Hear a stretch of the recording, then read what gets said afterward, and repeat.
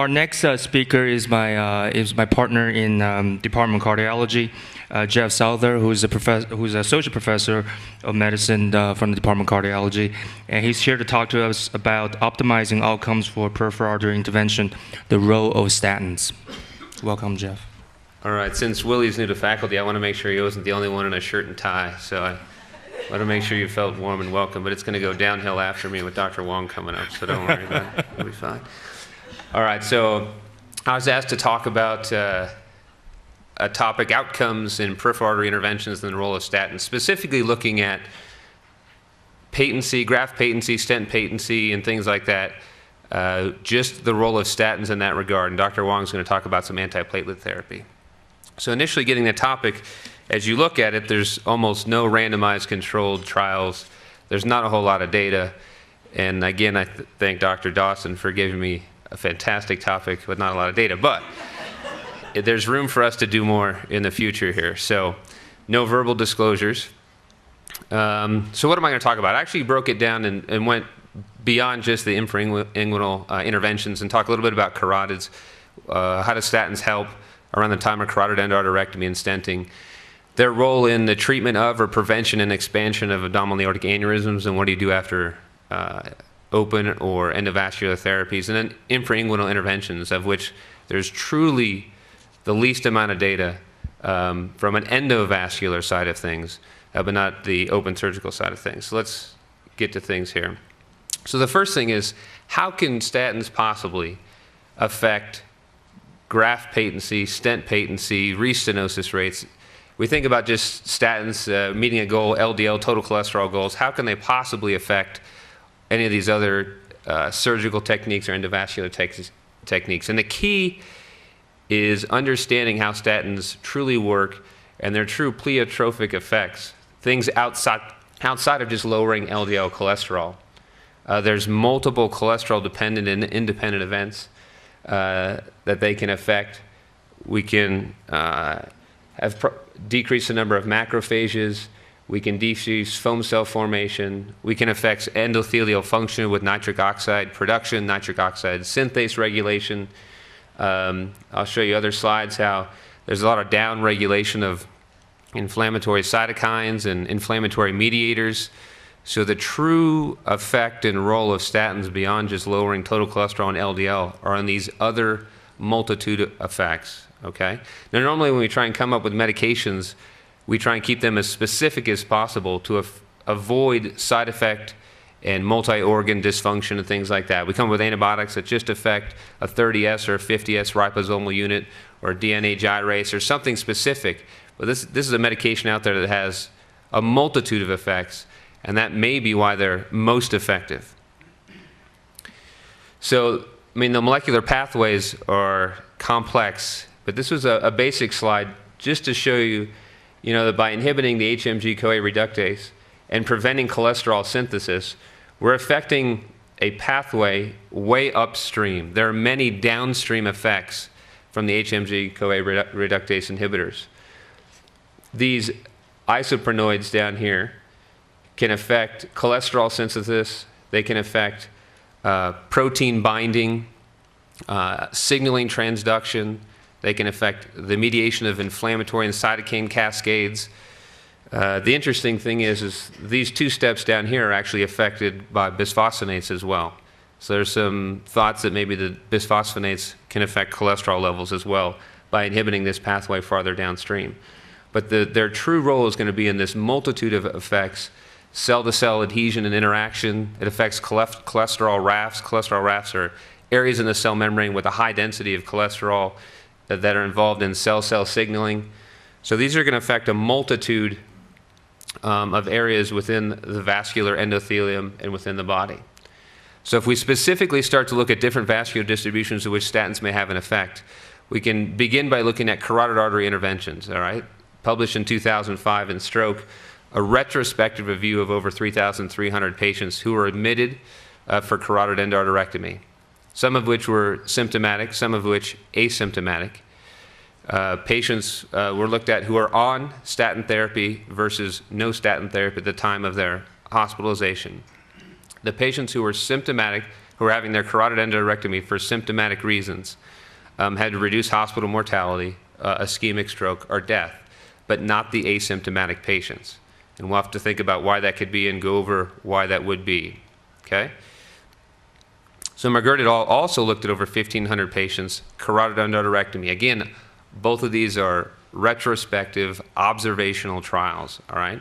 This particular group of patients on statins for at least a week before their carotid endarterectomy, and only about 42% of these patients. Again, none of these are prospective randomized trials where it was statin versus non-statin. They're all retrospective evaluations of data that was already out there.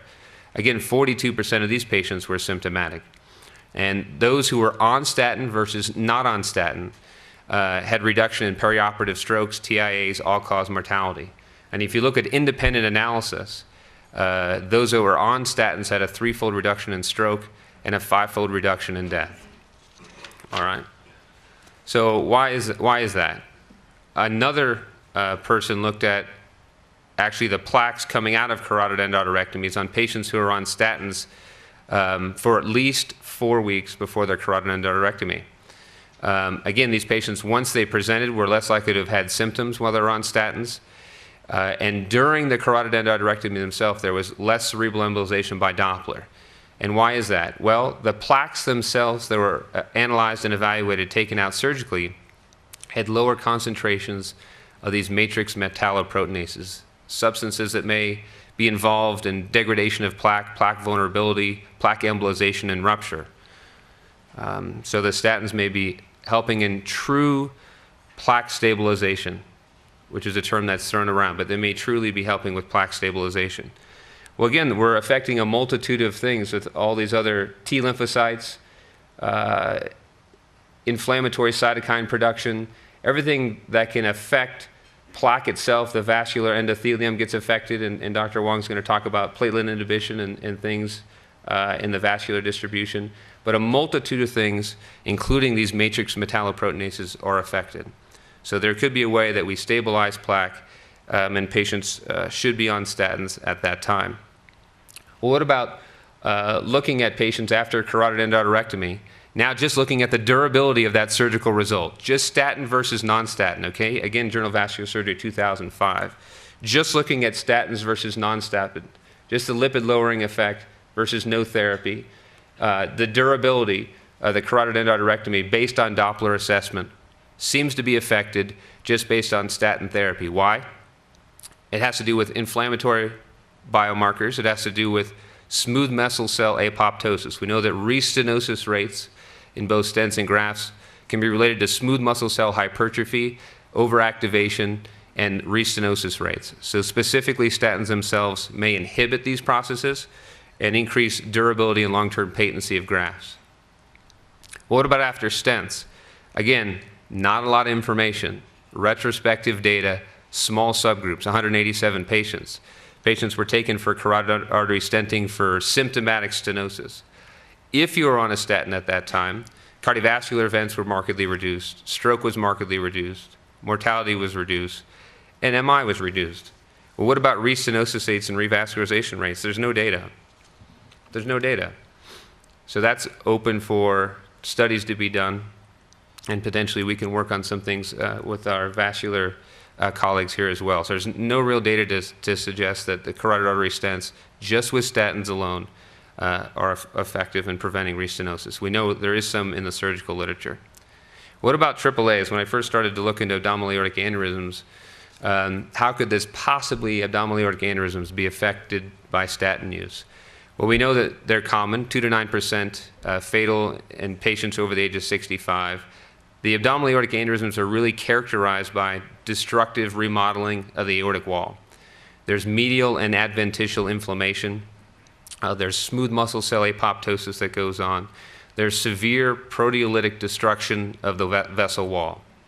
All right, so when we think about that, there's room that we may be able to help decrease the rate at which these abdominal aortic aneurysms expand. There's several studies which we've only touched on briefly, that have shown that the matrix metalloproteinases contribute to that destructive vascular wall and can cause enlargement of AAAs.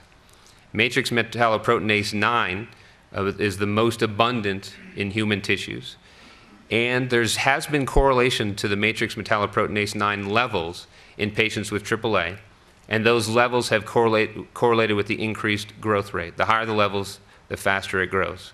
So can we affect or inhibit the growth rate by statin therapy alone?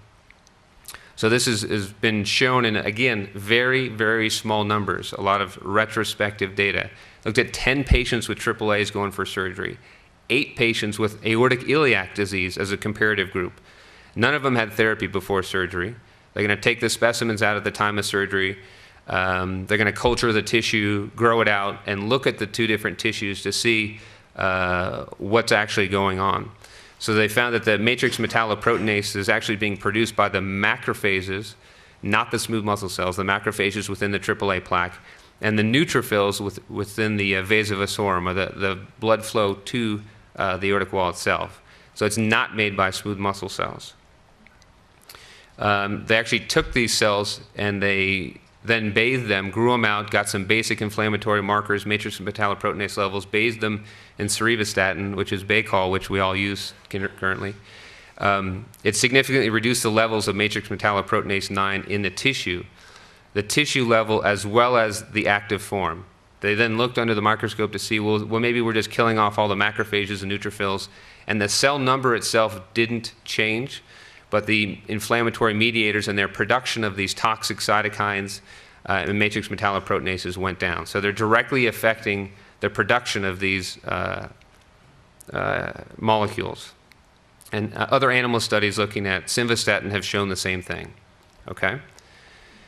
So looking at these cells, AAA tissue, the matrix metalloproteinase tissue, T lymphocytes, macrophages, and this is early on data, but the initial thoughts were that the smooth muscle cells were actually the bad actors in all of this, and it turns out that it was the macrophages and neutrophils and not the smooth muscle cells. And they tried to prove that by showing you exactly who was putting out the matrix metalloproteinase in these cultures. So the control group versus AAA group, matrix metalloproteinase levels, tissue concentration, and in free tissue, and then what happens when you bathe them in cerevastatin. Can you get that tissue concentration and active levels to go down? And again, these are at this point, again, Baycol's not on the market anymore, cerevastatin's not on the market, but these were done at physiologic levels to see that they could be applied to human tissue, and there's marked reduction in both the tissue form and the active form of matrix metalloproteinases at physiologic levels of statin use. So there's possible inhibition of progression, regulation of endothelial function, reduced proteolytic activity, anti-inflammatory effects, all which can decrease the rate of AAA expansion. Looking at human trials, mostly, again, retrospective and observational of over 1,100 patients have showed decreased rate of growth in patients that are on statins. Some of the retrospective data has suggested that there may be lower mortality as well. But again, the pleiotropic effects of the statins are maybe what's helping out in this arena, not just their LDL lowering. There are a couple of trials looking at open versus endovascular repair, 401 patients, those going for an elective repair versus open, statin users versus non-statin users, and again, focusing on decreased hospital length of stay and cost, not really looking at patency. So not a whole lot of data. There's a lot of data, again, we're not going over all the mortality data for vascular surgery and patients on statins going for vascular surgery. That data exists. But purely on graft patency, there's not a whole lot of data here. So the most recent publications here have just focused on hospital length of stay and nothing to do with graft patency or follow-up. There is another retrospective evaluation of over 1,500 patients getting endovascular repair, looking again here at survival in statin users versus non-statin users being significant. But again, this is 2006 data and only 12% of the patients were on statins. So how are you going to interpret that data? If you look at across the board up until only very recently, the number of patients that had peripheral disease, AAA, carotid disease, renal disease, other vascular disease who are actually meeting the guidelines to be on statin use, it's 30%. 30%. So it's a lot better here maybe over the last year or so, but it's only, we need to do at least a better job of getting our patients with other vascular distributions on statin therapy. Well, what specifically about peripheral arterial disease? Statins, for sure, have been shown to increase the pain-free walking distance in patients that have claudication. ABI is less than 0.9 and intermittent claudication. We know that. Again, multiple observational, retrospective trials looking at infrainguinal graft patency to see if we can affect graft patency post-surgery. Journal of Vascular Surgery 2004, 172 patients over a 2-year follow-up. They had primary reconstruction with a single segment of the greater saphenous vein, duplex follow-up. There was a higher primary revised patency and secondary graft patency, but there's no real difference in primary patency. If you had to go back in and redo some things a second time, statin therapy showed to be beneficial, but not in the primary patency rate. The risk of actual having complete graft failure was much higher than non-statin users.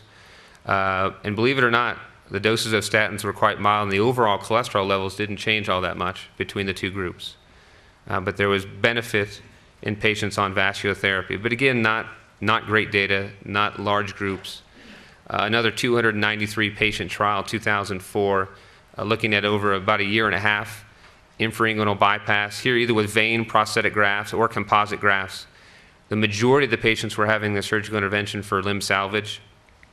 And statins here were associated with increased graft patency and a lower rate of amputation and no changes in mortality. What about percutaneous intervention? What about stents and things like that? There's really, despite all my looking, I can't find any trials, retrospective, observational, even an anecdote that the statins would increase lower extremity stent patency from an endovascular approach. So again, another area that deserves being looked at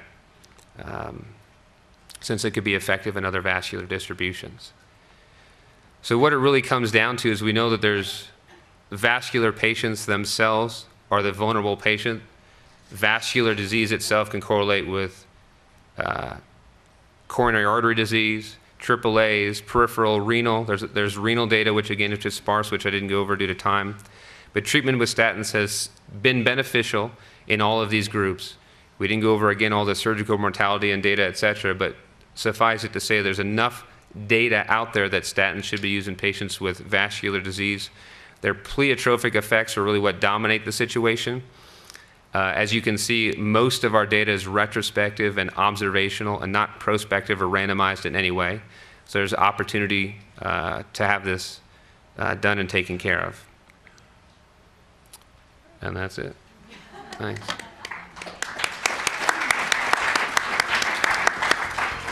Dr. Pevic, if it wasn't for purple, that'd be you, I think, tearing it up yesterday.